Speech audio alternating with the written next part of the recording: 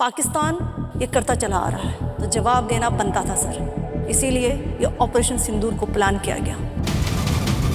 मैं हूँ colonel Sofia Qureshi, wing commander Vyomika Singh, commander Prerna Deosthalee. रात को 1:05 से लेके 1:30 बजे तक 25 मिनट में खेल खत्म कर दिया। टारगेट्स वर डिस्ट्रॉयड एंड कोई भी सिविलियंस को कोई हार्म नहीं हुआ था।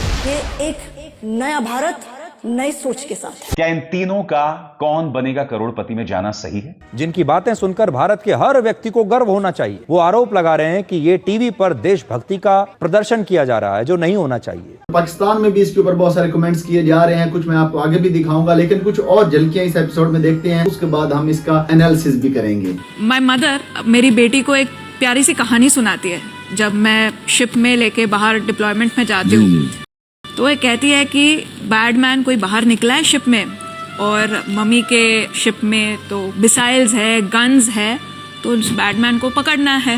And when I come back her question is कितने को मारा।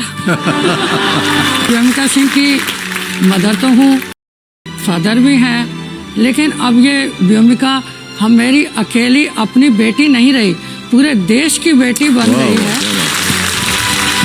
हमेशा से मम्मा ने इंस्पायर किया है, तो और ट्रस्ट रहा है हमेशा हमारे फोर्सेस पे। तो उन्होंने शुक्रिया अदा किया कि उनको इस मंच पे बुलाया गया, और उसके बाद उन्होंने कुछ अपने बारे में बताया, और उसके साथ उनके पेरेंट्स भी आए हुए थे। हम जानना चाहेंगे कि आपके मन में आज क्या चल रहा है। It's indeed an honor for all of us to be part of this show.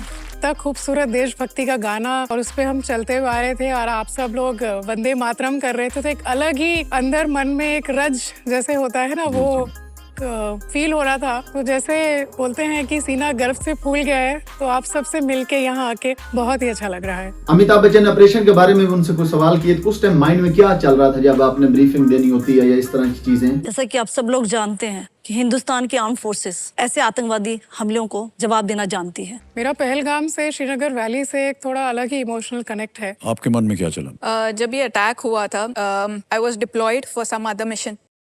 जब आपको बताया गया था कि आपको ब्रीफिंग के लिए जाना है, तो फिर आपके मन में क्या गया? एयरफोर्स में जनरली सारे ऑफिसर्स को ब्रीफिंग और डीब्रीफिंग करना रोजमर्रा का काम है। एक बड़ा डिफरेंस ये था, ऑडियंस बदल चुकी है हमारी।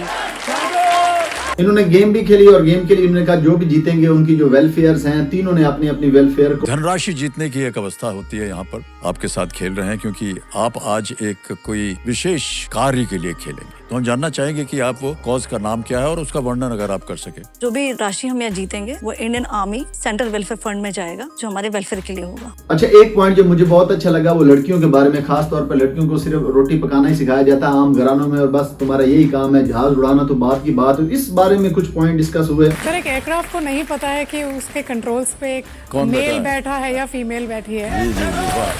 एक तरह से अगर मैं आपको बोलूं कि ये बहुत आम धारणा हमने बना ली थी कि अपनी बेटी को रोटी बनाना सिखा देंगे, तो वो आराम से जाके रोटी एक्सेप्ट कर लेती थी कि मैं रोटी तो मेरा काम है, मैं बना लूंगी। जबकि ये मैं कहना चाहूंगी, रोटी बनाना और बाइक चलाना मुश्किल तो मुझे रोटी बनाना ही लगता है।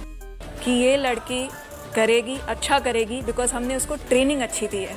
And that is why, because of this, बाकी जो वुमेन ऑफिसर्स है या बाकी जो लड़कियां हैं will definitely Aspire to be part of this dream and this organization of or this armed forces.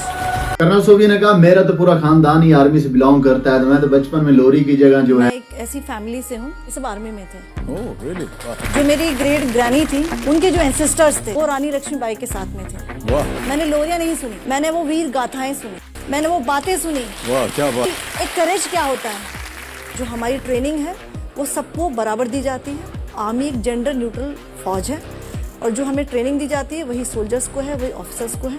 इसीलिए हम इसमें हमारी क्षमता है। अब आ जाते हैं एनालिसिस पे। 2 पॉइंट इसमें मैंने ऑब्जर्व किए हैं। एक, वो बंदे हैं जो इसको सपोर्ट कर रहे हैं कि अच्छा किया उन्होंने केबीसी में आके और अपना पॉइंट ऑफ व्यू दिया। आपको ये जानकर हैरानी होगी कि जिन महिला अधिकारियों की बातों को सुनकर पूरे देश को गर्व होना चाहिए था, उन पर हमारे देश के कुछ लोग आज आपत्ति जता रहे हैं। हमारे देश की 3 नायिकाएं एक टीवी शो में चली गईं, तो हमारे देश के कुछ लोगों को परेशानी होने लगी। और दूसरा पॉइंट ये है कि कुछ लोग कह रहे हैं कि ये सिर्फ सियासी गेम थी नरेंद्र मोदी ने, और जो हमारी ये जो पार्टी है सियासी तौर पे इन लोगों को लाया गया और यहाँ बिठाया गया है और वो अपनी सियासत चमका रहे हैं। ये लोग यहां मौजूद हैं, वो भी अपनी वर्दी में, तो वो तब जब इस सरकार ने उस बात की अनुमति दी होगी, यानी कि भारतीय जनता पार्टी सरकार ने। क्या हम इस तरह से हमारे सेना के 3 अंगों की गरिमा को तार-तार नहीं कर रहे हैं? आखिर हमारी ये 3 वीरांगनाएं अमिताभ बच्चन को क्यों बता रही हैं कि ऑपरेशन सिंदूर हमने क्यों किया? वो अमिताभ बच्चन जो इस देश के अहम मुद्दों पर बोलना भूल गए। क्या इन 3 वीरांगनाओं का चेहरे का इस्तेमाल करके भारतीय जनता पार्टी राजनीति कर रही है? ये बात बिल्कुल भी हजम नहीं हो रही है दोस्त। क्या ये न्यू इंडिया है जिसमें वर्दी में इस तरह से हमारी वीरांगनाएं एक प्राइवेट क्विज शो में जाएंगी, जबकि इस देश के सामने इतने सवाल हैं, उन सवालों का जवाब ये सरकार नहीं देगी?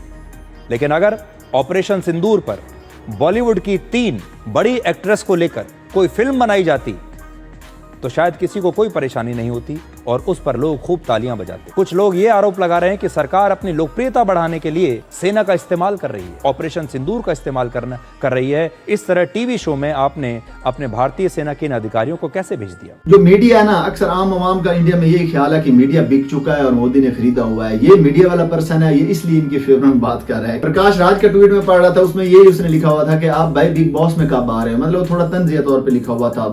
पाकिस्तान में भी कुछ मीम वायरल हो रहे थे, उनमें भी उन्होंने काफी तनकीद की हुई। पाकिस्तान वाले तो चलो वैसे ही वो तनकीद के लिहाज से थे, लेकिन अपने इंडिया वाले इनको तनकीदी पॉइंट से देख रहे थे। और मुझे लगता है कि कुछ मामलात ठीक हैं कि वाकई इनको सियासत से दूर रहना चाहिए। आपका क्या नजरिया, आप क्या सोचते हैं इसके बारे में कमेंट सेक्शन में जरूर बताएं। ये फुल बेस्ट मूवमेंट की वीडियो नहीं थी, लेकिन बेस्ट मूवमेंट मैं लेके आने वाला हूं तमाम एपिसोड के। आपको एपिसोड पूरा देखने की जरूरत नहीं है, बस मेरी वीडियोस देखिएगा, उसमें बेस्ट मूवमेंट होंगे। 8-10 मिनट में आपका पूरा एपिसोड का खुलासा आपके सामने हो जाएगा। तो इंतजार कीजिएगा मेरी नई वीडियो का। मिलते हैं अगली वीडियो में। अल्लाह हाफिज।